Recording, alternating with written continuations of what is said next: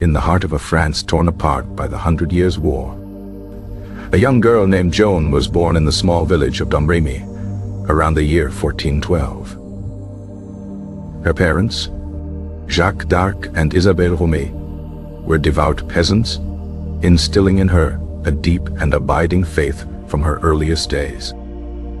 Joan grew up amidst the turmoil of a kingdom divided, where the English and their Burgundian allies controlled vast swathes of French territory.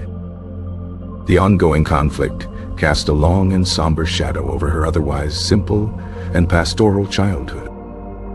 She was known in her village for her piety and her compassionate nature, often tending to the sick and the poor.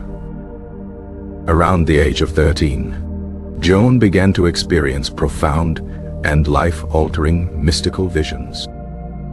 She identified her celestial visitors as Saint Michael the Archangel, Saint Catherine of Alexandria, and Saint Margaret of Antioch.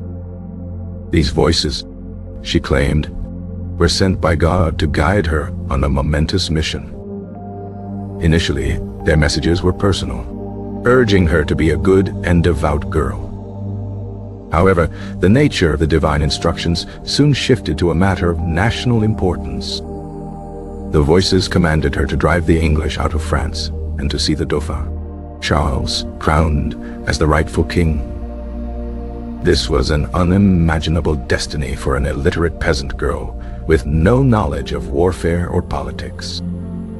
May 1428, driven by her visions, she traveled to the nearby fortified town of Vaucouleurs. There she sought an audience with the garrison commander, Albert de Baudricourt, to request an escort to the royal court.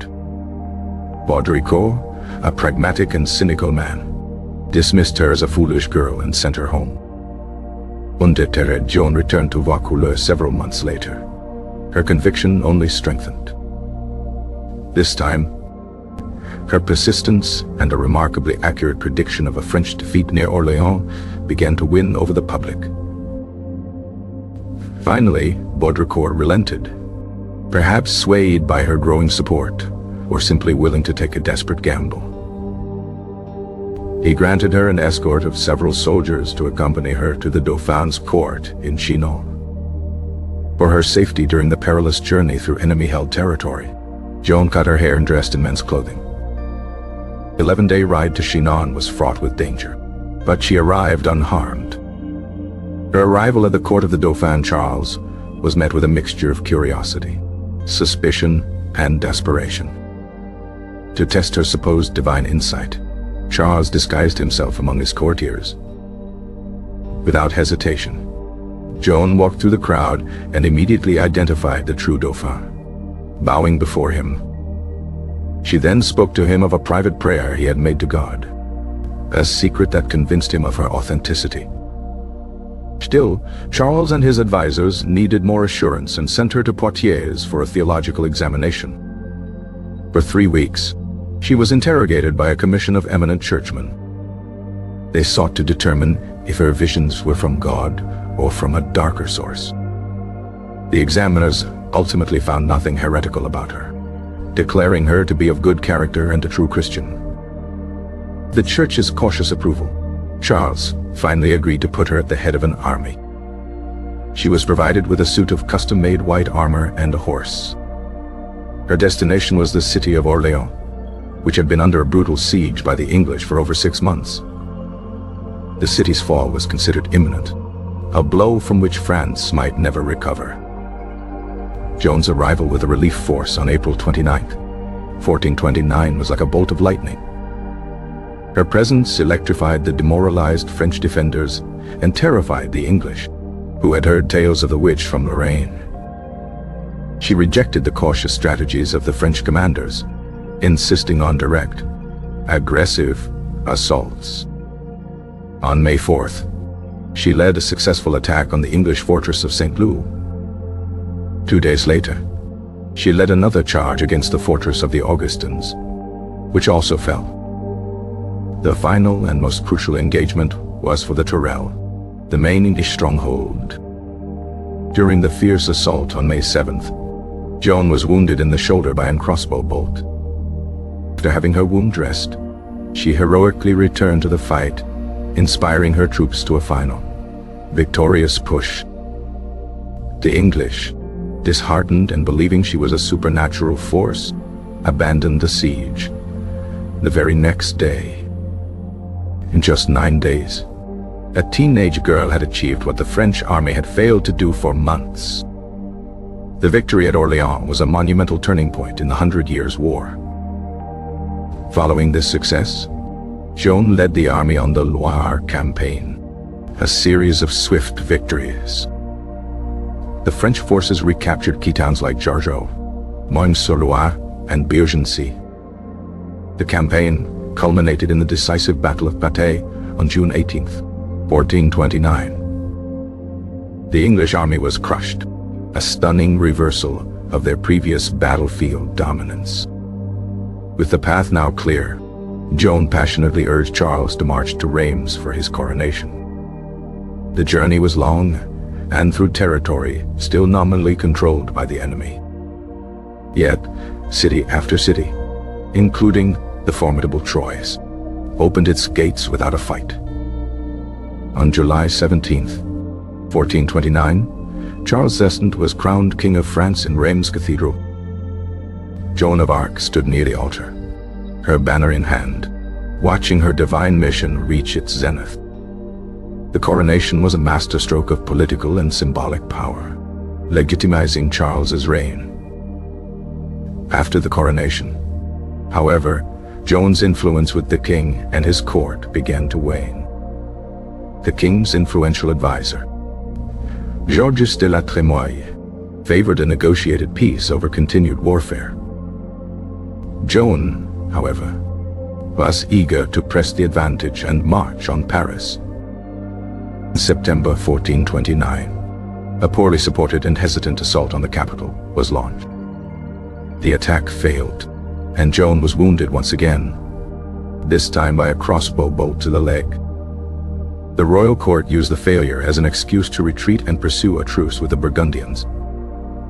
The following months were a period of frustration for Joan, filled with minor skirmishes and political maneuvering. In the spring of 1430, the truce with Burgundy collapsed, and hostilities resumed. Joan rode to the defense of the city of Compiègne, which was under siege by Burgundian forces. During a sortie on May 23, 1430, she was cut off from her troops and surrounded.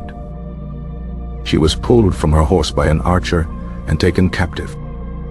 The capture was a massive prize for the Burgundians and their English allies. King Charles II, for reasons of political expediency or lack of funds, made no serious attempt to ransom or rescue her.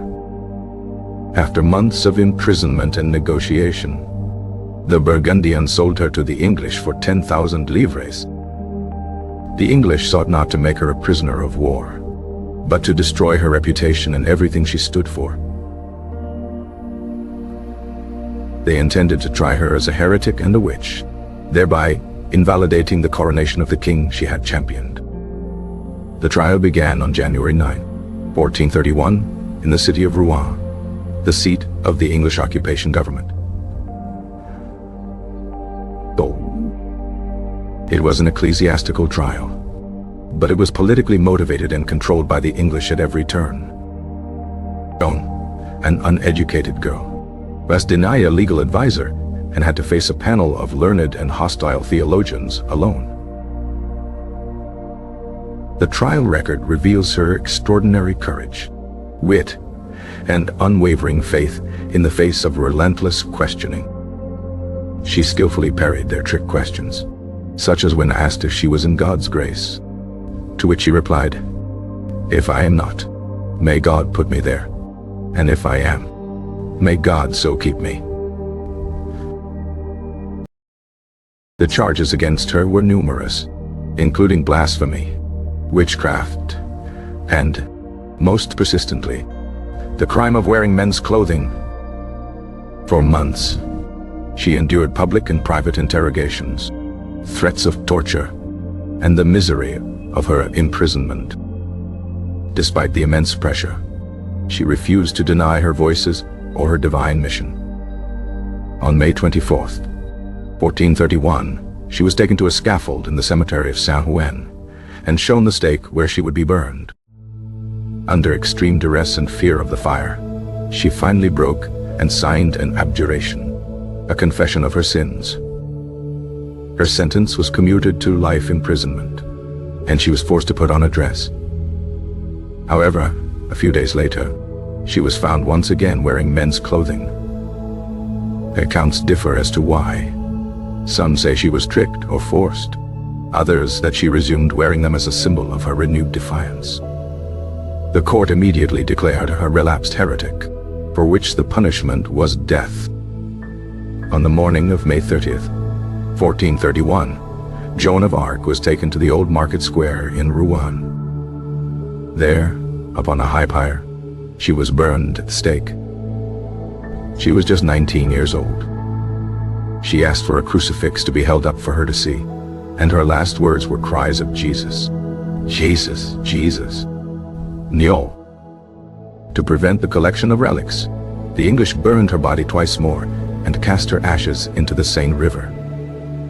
Her death, intended to extinguish her influence, instead immortalized her as a martyr for France. 100 Years' War continued for another 22 years, but Joan's inspiration had irrevocably turned the tide. In 1450, King Charles II, now secure on his throne, ordered an inquiry into her trial. A formal retrio, authorized by Pope Calixtus III, began in 1455 at the request of Joan's elderly mother. On July 7th, 1456, the verdict of the original trial was officially nullified. She was declared innocent of all charges, and her condemnation was deemed the result of heresy and deceit. Over the centuries, Joan's story transformed from that of a martyr to a national symbol of France. She became a figure of inspiration for countless artists, writers, and composers. On May 16, 1920, nearly 500 years after her death, Joan of Arc was canonized as a saint by the Roman Catholic Church. Her feast day is celebrated annually on May 30th, the anniversary of her death. The peasant girl from Domremy, who heard voices, had become one of history's most enduring and beloved figures.